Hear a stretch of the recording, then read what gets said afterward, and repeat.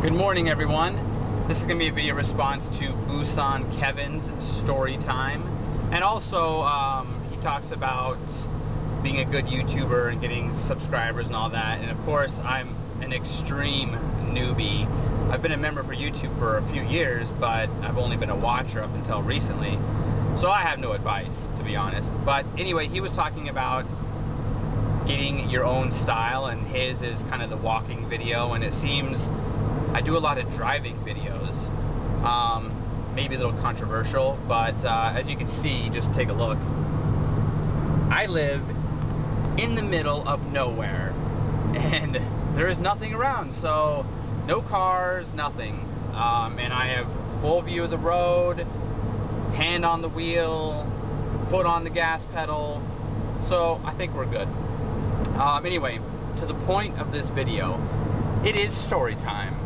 And I have a cool story about, well, it's been about 12 years ago, around 97 or so. I and my little brother flew to Houston to visit what was going to be our new stepmother. You know, excited to get on an airplane, just the two of us. I'm 16, he's 14. And we get there, and a couple days later we decide to go to Pizza Hut. I'm not even sure what side of town this was on, but, you know, Houston, big city. And we were sitting there, it was evening, it was dark, and we sitting there with my brother and I, stepmom, and her son and I, Eric. We go to the little arcade section. I don't know if Pizza Hut still have those, I haven't been in one for years. But anyway, we're playing a video game, and I feel a tap on my shoulder, and I just kind of brush it off, and then I feel a poke in the side of my ribs, and I look over, and there's this guy, you know, I'm about, 5'9", so not very tall, just average height, and this guy was considerably shorter than I am, so maybe like 5'6", 5'5", wearing a camouflage ski mask. And I look down, and he's jabbing me with what looks like a 9mm semi-automatic handgun. And I'm like, what the hell is going on here? And so he's like, come on, come with me. So I'm just like, oh shit. And so Eric and I, we follow him, and he leads us around behind the counter and in the back to their walk-in freezer. And we were accompanied by all the other staff. I mean, there wasn't a whole lot of people. This was late at night, like I said, or evening, dinner time, after dinner time. And we were in there with probably 10 workers and, myself and him. But my brother and stepmom were not in there, so I was freaking out. I'm like, well, where the hell are they? And then a few minutes later, we heard gunshots, I think maybe 4.